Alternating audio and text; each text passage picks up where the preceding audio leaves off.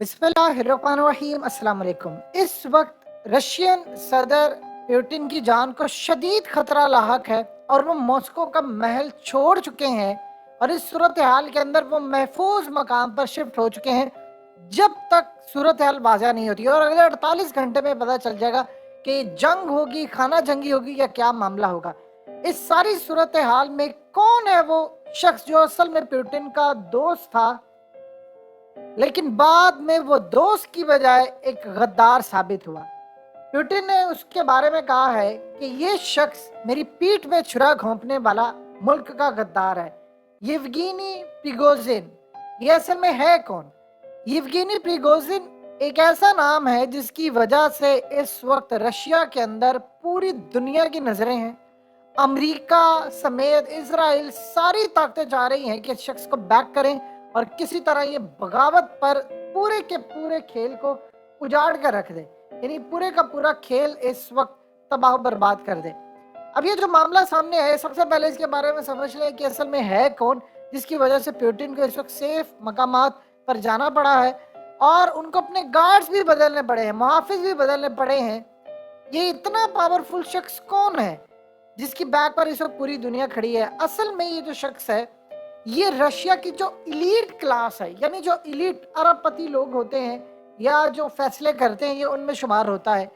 असल में 2014 में यूक्रेन पर रूस के हमले के बाद ये बात सामने आई थी कि इस शख्स ने यानी प्रिगोजिन ने एक आम शख्सियत की हैसियत नहीं, एक बहुत बड़े ताजिर के रूप पर ये सामने आया। इसे अपनी एक प्राइवेट मिलिट्री कंपनी बनाई और इस सारी सूरत हाल के अंदर इसने पुतिन से एक डील स्ट्राइक की। ये लड़ने के लिए गया, इसने अपनी फौज बनाई। इस फौज के अंदर ये उन लोगों को भर्ती करता था जिनको खाने की पैसे की जरूरत थी या जो दुनिया के अंदर हर तरह के मामला देखते थे। अब इनकी जो फोर्स है वो कहाँ कहाँ पर लड़ी है जाकर, ये आप जरा समझ ले। और आज उसने रूस के अंदर ही बगावत क्यों क्रिएट की? देखिए, ये शख्स पुतिन का बड़ा अच्छा दोस्त बन गया और इस सूरत हाल के अंदर इसने तकरीबन 35,000 के करीब अपना ग्रुप बना लिया। अब इसको पुतिन जो फंड करता था वो गोल्ड में करता था, ऑयल और गैस में, बहुत सारी चीजों में इसको फंड किया जाता था। ये खुद भी कमाते थे। फिर इनको लड़ने के लिए 2019 में लिबिया में भेजा और वहां पर इन्होंने कामयाबी के झंडे गाड़े थे और पुतिन बहुत ज्यादा खुश हुआ था और उसने कहा था कि तूने बड़ी कामयाबी हासिल की। शाम के अंदर भी ये लड़ चुके हैं। 2015 के अंदर इनका ग्रुप गया और उसने शाम के अंदर जाकर भी लड़ाई लड़ी और रशियन फोर्सेस को कामयाबी दिलवाई।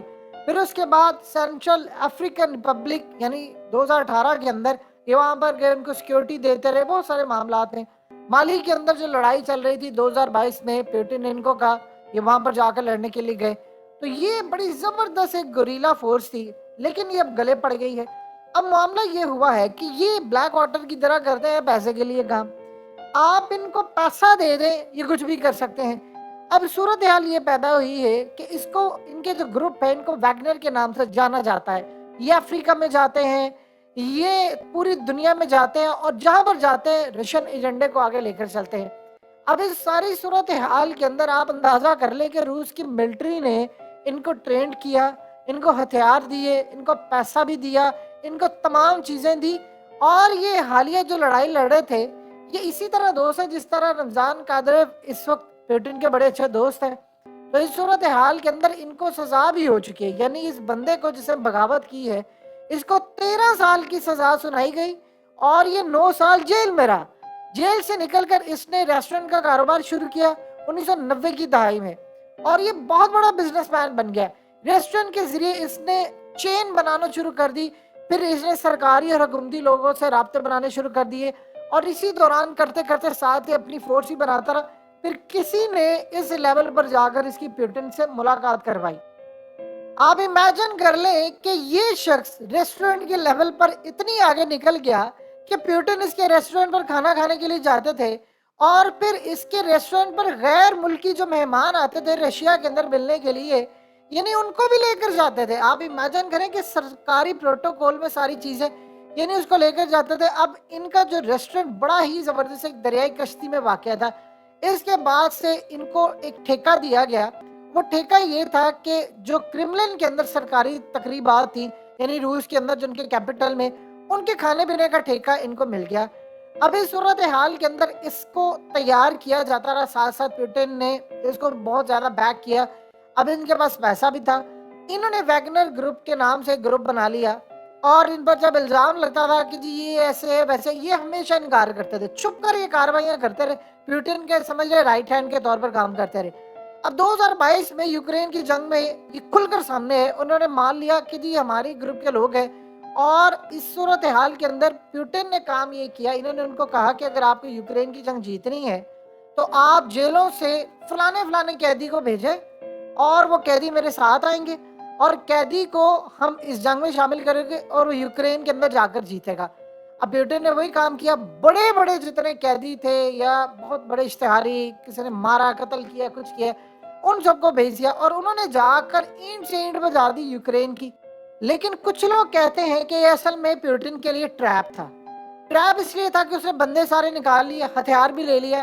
اب اس ساری صورتحال کے اندر پرابلم یہ آئی کہ اچانک سے پچھلے 1 ڈیڑھ مہینے سے اس نے اوپنلی پیوٹن کے خلاف بیانات دینا شروع کر دیے۔ اب امیجن کر سکتے ہیں کہ روس پہ امریکی الیکشن میں مداخلت کا جو الزام لگا تھا، کیا جس نے امریکہ کے الیکشن میں مداخلت کی ہے، وہ جس فرم پہ الزام لگا تھا وہ اسی بندے کی تھی کہ جس نے امریکہ کے اندر یہ بغاوت کرے، فلانا کرے۔ یہ اصل میں دنیا کی واحد پرائیویٹ ملیشیا ہے جس کے پاس ٹینک ہے، ان کے پاس ہیلی کاپٹرز ہیں، اور روس کی فوج نے ان کو دیے ہیں۔ ان کے پاس ہیلی کاپٹر گرانے والے ہتھیار ہیں، ان کے پاس وہ تمام چیزیں جس سے وہ یوکرین کے اندر لڑائی کر رہے تھے۔ اب پرابلم یہ ہے کہ اچانک سے اس صورتحال کے اندر، یعنی یہ 2023 میں روس کے جو وزیر دفاع تھے اور ان کی جو آرمی چیف ہے، ان سے ان کی لڑائی ہونا شروع، اختلافات ہو گئے، پھر بڑھتے بڑھتے انہوں نے پیوٹن کے خلاف بھی بیانات دے دیے۔ پھر اس صورتحال میں ان پر الزام لگا کہ انہوں نے غداری کی ہے، اور پھر اصل میں جو لڑائی تھی یہ مال پانی زیادہ چاہ رہے تھے، وسائل یہ زیادہ چاہ رہے تھے۔ جب یہ صورتحال ہوئی تو ان کو کہا کہ جی مجھے چاہیے، یعنی ان کو پیسے زیادہ چاہیے تھے، پیوٹن نے جو ٹھیکہ کیا ہوا تھا اس سے زیادہ ڈیمانڈ کر رہے تھے، کہہ رہے تھے میں تمہاری جنگ لڑا ہوں، فلانا کر رہا ہوں، یہ کر رہا ہوں۔ جب اس لیول کا معاملہ سامنے آیا تو آپ اندازہ کر لیں کہ پھر اس کے بعد اس نے کہا ٹھیک ہے آج کے بعد میں تمہارے خلاف بغاوت کروں گا۔ اب ہوا کیا ہے، اس کو چاہیے تھے پیسے، تو پیسے امریکہ نے کہا، امریکہ اصل میں واچ کر رہا تھا بڑی دیر سے، جو خاص طور پر یورپ کے جو ممالک ہیں وہ واچ کر رہے تھے۔ انہوں نے دیکھا کہ ان کو پیسہ چاہیے، تو اب ہم جی تو پا نہیں رہے، انہوں نے اس کو کہا جتنا تمہیں روس دیتا اس سے 100 گنا ہم تمہیں دیں گے، تم یوکرین کو فتح بھی کروا دو، روس کو پیچھے ہٹوا دو، بغاوت کریٹ کر دو، لڑائی کر لو، تو ہم تمہیں ایک اچھی خاصی جگہ دیں گے، اور اس کے بعد تمہارا، یعنی اصل میں یہ وہی کام ہے کہ امریکہ نے داعش پیدا کی، بعد میں وہ ان کو بھی مارتے، TTP پیدا کی، بعد میں ان کو بھی مارتے ہیں، تو یہ سلسلہ چلتا رہتا ہے دنیا کے اندر۔ اب وہ ان کو کہہ رہے ہیں کہ تم نے وہاں سے جو پیسہ نہیں ملا وہ ہم سے لے لو، اور وہ ان کو دے رہے ہیں، انہوں نے بغاوت ان کے خلاف کر دی۔ اصل میں جو پرائیویٹ کمپنیز ہوتی ہیں، پرائیویٹ جو خاص طور پر سیکیورٹی کے ہوتے ہیں، ملیشیا ہوتے ہیں، یہ سارا کچھ، یہ لوگ کام کیا کرتے ہیں، آپ ان کو پیسہ دیں، یہ آج آپ ان کو پیسہ دے دیں، یہ پیوٹن کے چھوڑیں، یہ دنیا کے کسی بھی پریزیڈنٹ کے خلاف لڑائی کر لیں گے، ان کو چاہیے ہوتا ہے پیسہ، ان کے جو بڑے ہوتے ہیں وہ پیسہ بنا رہے ہوتے ہیں۔